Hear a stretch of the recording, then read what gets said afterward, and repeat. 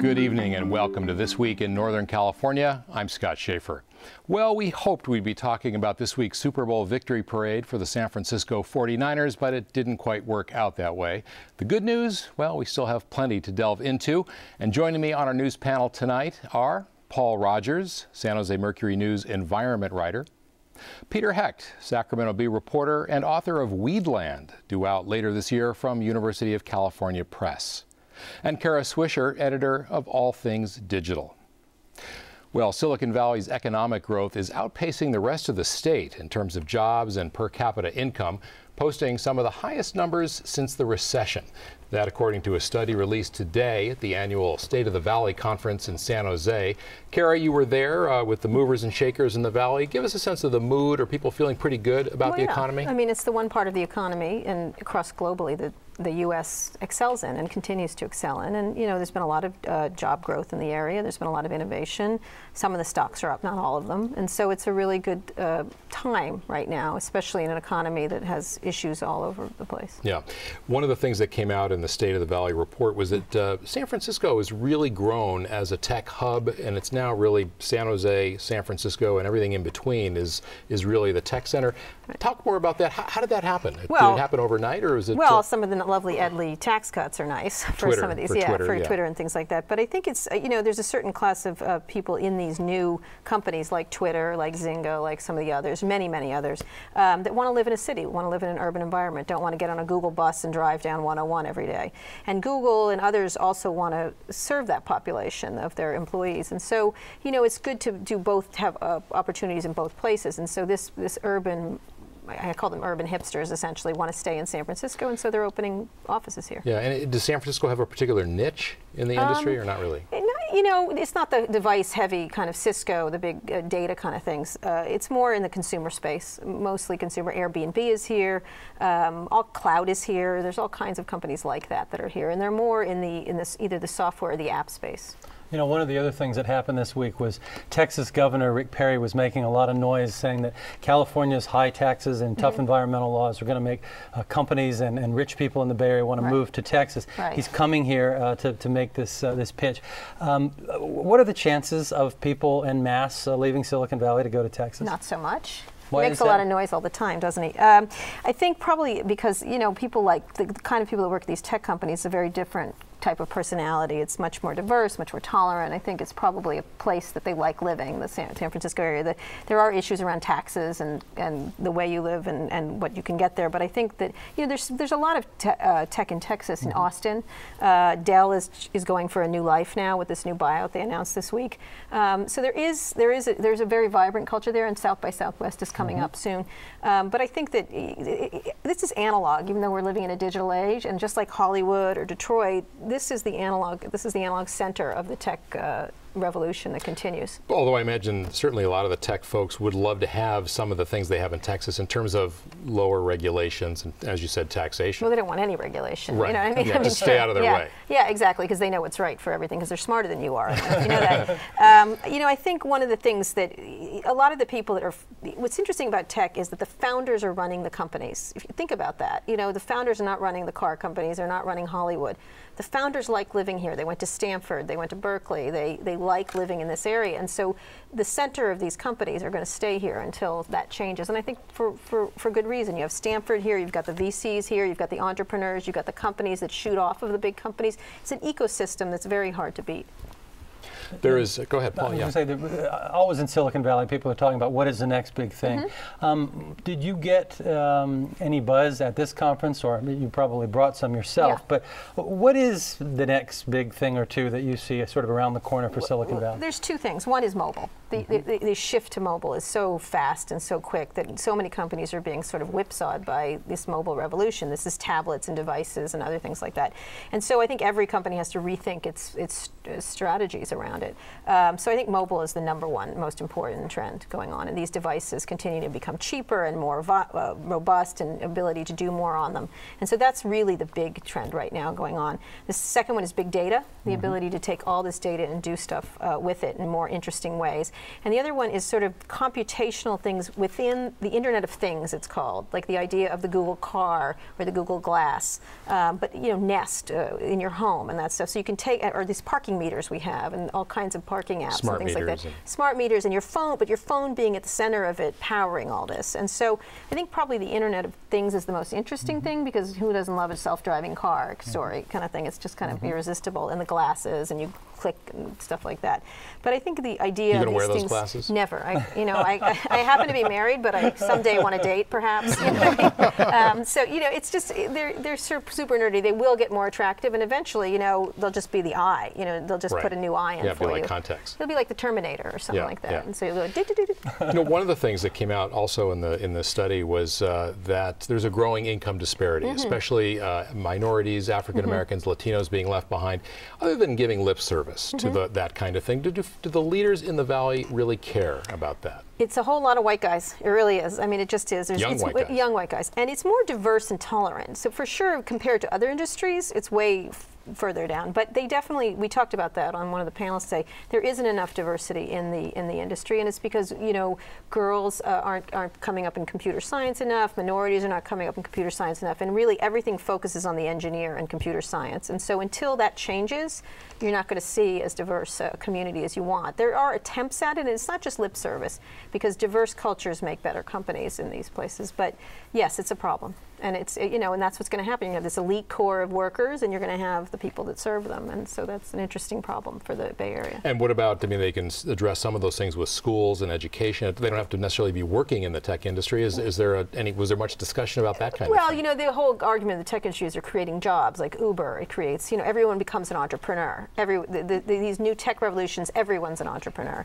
Well, everyone can't be an entrepreneur, but it does sort of suggest a society of entrepreneurialism over, the basic jobs we think of. Yeah. Well, Kara, thanks very much. Heady times in Silicon Valley for good reason, and at the same time, some storm clouds over the medical marijuana industry. The state Supreme Court this week hearing arguments about a case involving just how much latitude local governments have in banning pot dispensaries, even though voters said medical marijuana is legal. Peter, what's at the heart of that argument? Well, there's two narratives to follow here. One is the specific narrative, and in this narrative, the Supreme Court does seem very predisposed to uphold the right of local cities and counties to ban medical marijuana dispensaries. But the larger narrative is the vagueness of California's medical marijuana laws, even though we were the pioneering state for legalizing medical marijuana. And basically we are at the point now where we have $1 billion industry that hangs on the thread of language which essentially says that qualified marijuana patients can collectively or cooperatively cultivate marijuana for medical purposes. That's it. It doesn't say anything about distribution. It doesn't say anything about transactions of money. It doesn't say anything about stores or storefronts. So California just has not put rules in place. Another state like Colorado has. It's getting less federal intervention than we're facing right now. So there's a lot of issues that are being raised that come out of this matter. And so the question is why? Why hasn't the legislature, now they've got a supermajority of Democrats, what could happen that the legislature hasn't done? Just bringing clarity to those questions? Well, there's two issues. There's an utter lack of courage in the legislature to take on the issue. Despite the fact that medical marijuana as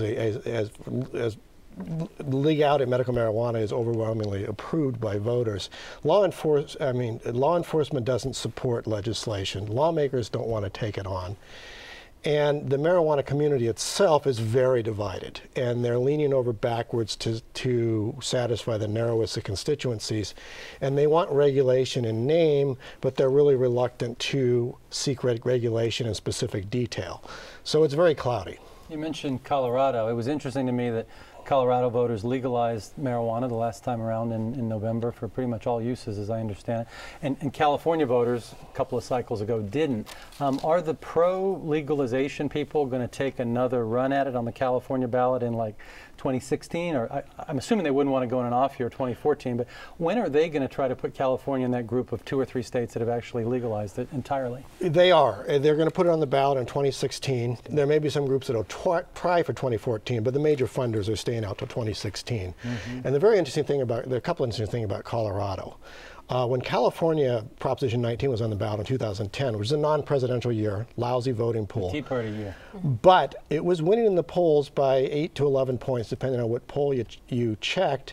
And then Eric Holder came out. He got a letter from former Drug Enforcement Administration administrators saying, you got to stop this. He comes out and he basically says, we're not going to stand for legal marijuana in California, and anybody who pays taxes to California is going to be admitting to a federal crime. Well, guess what happened in Colorado? None of that. Colorado is a swing state. The DEA administrators wrote a letter this time. Holder stayed silent. What about Washington State, though? I mean, that's a blue state. Why the disparity? It does seem that they're kind of picking on California in a way. Well, it really boils down to our earlier discussion of regulation. Colorado has very rigorous regulations. Every single person who lives in the works in the medical marijuana industry in Colorado is licensed and background checked by the state. The dispensaries grow their own marijuana in videotaped cultivation rooms. They file shipping manifests to track the marijuana from the room to the dispensary, and then all the transactions are videotaped. California has none of that. That's inevitable when these things start to really move all across the country. They're going to have to behave this way just like they do with liquor, the liquor industry and others. They're not going to be able to do the loosey-goosey kind of thing. Well, and the feds are very concerned about diversion. And so what's happened is... Meaning Shrinkage. Meaning taking it from the legal market and putting it into the illegal market, into the black market. And so in Colorado, diversion is a lot harder to do than in California. But the California movement is not comfortable with licensed employees. It's not comfortable with videotaping. And there is this mythology that has evolved in California that anybody with a medical marijuana card can make a living selling into dispensaries. And so the movement wants to make sure that people in Humboldt and Mendocino have access to the market. Well, Colorado cut a lot of the small growers out of the market because it was just too difficult to enforce. So California is a much bigger market, but it's also much older, much more established, and much more factionalized, and hence much more complicated. But the court made it sound like they weren't going to throw these guys a bone at all, that they were going to allow cities to continue to shut down dispensaries, right? I mean, that's the sort of Reader's Digest version of what the justices are saying. It didn't look like it was going too well in there for the marijuana advocates. But also you might know that Colorado also allows local bans and so forth. Oh. But the key thing for the movement is, in terms of their longevity and their health, would be some action in the legislature. I'm not convinced it's going to happen. I think it's a better chance of happening this year than last year. Well, it's all good news for your book when it comes out, right? Hopefully, yes. People love pot, right? People love pot. Good it for does you. draw a lot of interest. Yeah. On the other hand, people don't love sharks so much. And Paul, this week, and I have mixed feelings about this because I'm a scuba diver, but the State Fish and Game Commission moved a step closer to possibly protecting the great white shark, putting it on the endangered species list. I thought they could fend for themselves. What is it about these sharks that makes them so vulnerable? Well, people do love sharks in California, just like they love mountain lions. They love these charismatic megafauna. They like to follow them. And, you know, in California, there's a lot of sort of jokes about sharks eating people. But if you actually look at the data, going back to 1952, tens, probably hundreds of millions of people have gone to the beach in California and got in the water. They have surfed. They have scuba dived. I'm a scuba diver, too. And only 13 people have been killed by white sharks since 1952. More people have died from bee stings and dog bites and hitting deer with their cars than have died from white sharks. And what the State Fish and Game Commission did this week on Wednesday, they voted unanimously to move forward with listing the great white shark in California on California's endangered species list. And what that means is The state will take a year to study it. They'll come back and vote again next spring. I would expect there's a good chance they're going to put it on the list, which will mean that fishermen in Southern California who use these big gill nets may be shut down. They'll have to bring the nets up every 24 hours so they don't drown juvenile sharks in there as they are now.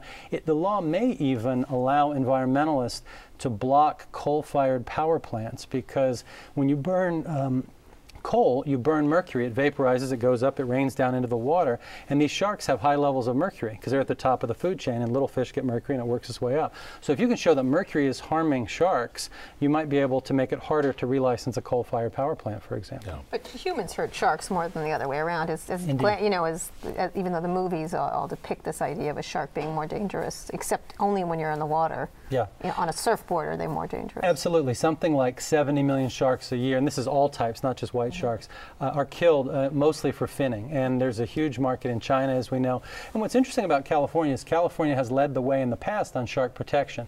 In 1993, Pete Wilson signed a law that banned all hunting of sharks in great white sharks out to 3 miles in state waters. Jerry Brown, as we may remember, in 2011, signed a bill banning the possession or sale of shark fins, which got a lot of the Chinese restaurants in LA and the Bay Area upset because it's illegal to serve shark fin soup.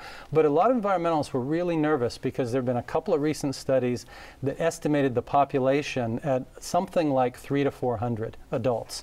And if only half of those are female, they're saying that's a pretty low number. Yeah. We're talking now about putting the shark on the state endangered species list. How is that different from the federal endangered list? California is one of the only states that has its own separate endangered species list. It has similar rules to the federal one. The feds are looking at great white sharks right now as well and are going to decide in June whether to list them. What's different is that in California's law, once you become a candidate and you're being studied, the rules protecting endangered species kick in. The federal rules don't until you're already listed. So right now, these fishermen in Southern California have about 90 days to apply for a permit, which they may not get. And these fishermen produce something like 75% of all the halibut caught in California. So they're really upset. And it's an interesting thing because the great white shark scientists, the top scientists in the state, are saying, wait a minute, we're not sure they need to be listed. We don't have enough data. They don't have a trend line showing where the population is going up or down. They're worried that it's going to be harder to do research and get permits for their own work. And it's a new kind of a science to put satellite tags on these animals, to take photos of their fins and measure them and put them in databases. And very little is actually known about them when you consider how much ink and how much TV time they get. So other than fishermen, who's going to be the big lobbyist to keep that off the list? I don't know that a lot of these top scientists are going to actually be really begging for it. A few of them have written letters. I mean, like the chair of aquatic biology at the Cal Academy of Science, 40-year shark expert John McCosker, is saying, I don't think they need to be listed. Well, who does? It's mostly the environmentalists at this point. All right. Well, we'll come back to that, no doubt. 1 year from now. 1 year from now. Thank you, Paul.